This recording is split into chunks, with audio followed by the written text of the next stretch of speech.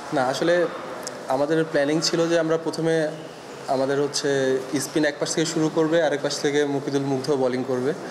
তো যখন মুগ্ধ পেস বলটা করছিল প্রথম ওভারেই, তখনই আমরা ক্যাপ্টেন আকবর এবং সবাই বুঝতে পারতেছেন যে উইকেটটা ফার্স্ট ম্যাচে যেমন 206 রান হয়েছে, এই মানে সেকেন্ড ইনিংসে এত বেশি রান হবে না, কারণ উইকেটে বল মুভ করতেছিল। তাই আমরা চেষ্টা ছিল আমাদের সবারই এবং আমার পার্সোনালি যেন আমরা সিম আপ বল করতে পারি এবং টেস্ট লাইনে যেন সবাই বোলিং করতে পারি। তো ওইভাবে বোলিং করে আসলে সাকসেসটা আসছে আমাদের।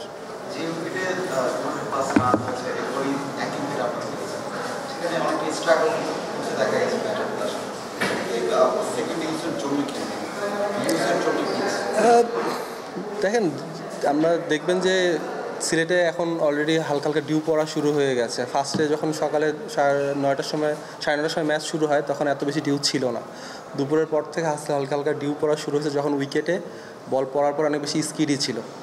তো সেই ক্ষেত্রে হয়েছে যে উইকেটে অত ভালোভাবে বল ব্যাটে আসতেছিল না। এটা একটা বড় ফ্যাক্ট হতে পারে যে ব্যাটসম্যানদের স্ট্রাগল করার পিছনে।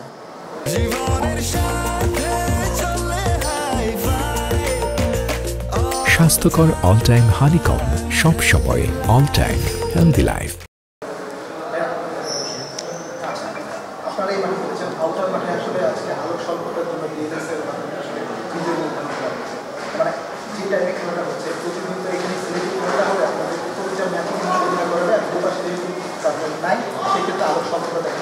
এটা আসলে মানে ক্রিকেট টিম হিসেবে আপনাদের জন্য একটা ডিসঅ্যাডভান্টেজ ছিল, যাদের এপাশে খেলা করবে, কারণ একজনের পক্ষে যাচ্ছে আরেকজনের পক্ষে যাচ্ছে, এটা আসলে না, এটা ডিসঅ্যাডভান্টেজ তো অবশ্যই, কারণ আমরা একটা এত বড় টুর্নামেন্ট আয়োজন করছি, সেখানে টি-20 বাংলাদেশের দ্বিতীয় টুর্নামেন্ট, এটা বেশ বড়সড়ভাবেই বিসিবি এটা করার চেষ্টা করতেছে। তো ইউজুয়ালি আজকের ম্যাচেও আমাদের হচ্ছে যেটা 9:30টার সময় আমাদের এই মাঠেও ফ্লাড লাইট, আমরা সকালে আমাদেরকে বলে দেওয়া হয়েছিল যে এই ম্যাচে আমরা ফ্লাড লাইট পাবো না। তো পরবর্তীতে ফ্লাড লাইট আসছে, সেটা আমরা যাই হোক আমাদের ক্যাপ্টেনকে কনসার্ন করা ছিল না এটা, কিন্তু অ্যাটলিস্ট যেহেতু আমরা টি-20 ম্যাচ খেলতেছি, এমন একটা সময় ফ্লাড লাইটের নিচে ম্যাচ খেলাটা উচিত আমার কাছে মনে হয়, কারণ একটা ম্যাচের রেজাল্ট ডিএলএ যাওয়াটা খুব ভালো একটা জিনিস আমার কাছে মনে হয় না। কারণ এখানে সবাই আমরা খেলতে আসছি, ম্যাচ খেলে হারা একরকম, আর ডিএলএ হেরে যাওয়া আলোক স্বল্পতার জন্য দুটো ডিফারেন্ট জিনিস।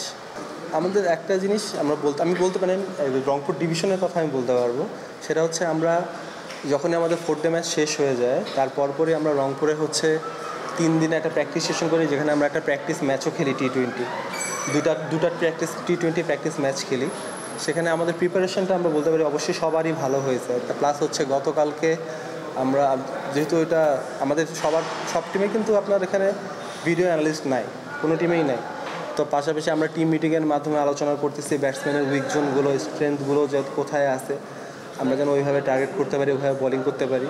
ইউজুয়ালি আমরা ওই অনুযায়ী প্ল্যান করেছি, করার কারণে হয়তো আমাদের সাকসেসটা আসছে, আমি বলতে পারি এটা।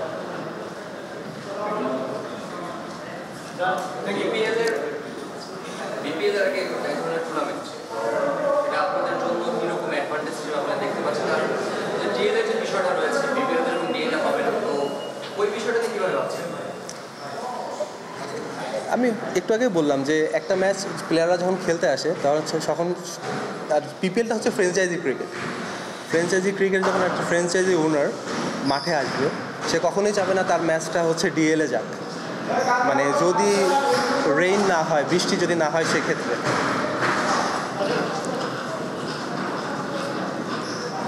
আচ্ছা চাই যদি বৃষ্টি না হয় কখনোই চাবে না যে ফগি ওয়েদারের কারণে ডিএলএ যাক। এখন যেহেতু আমাদের এখানে ফ্লাড লাইট নাই যে এই ম্যাচগুলোতে, সেহেতু আমাদের উচিত হবে যে এইভাবে আপাতত মানায় না। তবে আমি প্রেফার করি যেন খেলার জন্য ডিএলএ না যায় আমার এটা। আর বিপিএলের আগে এই টুর্নামেন্টটা অবশ্যই প্লেয়ারদের জন্য একটা ভালো প্রিপারেশনের জায়গা হবে, যে এরপরে একটা বড় টুর্নামেন্ট, এটাও বড় টুর্নামেন্ট, এর থেকে আরও বড় টুর্নামেন্ট, যেখানে হচ্ছে আপনার দেশি প্লেয়ারের পাশাপাশি 4 জন বিদেশি প্লেয়ার খেলবে।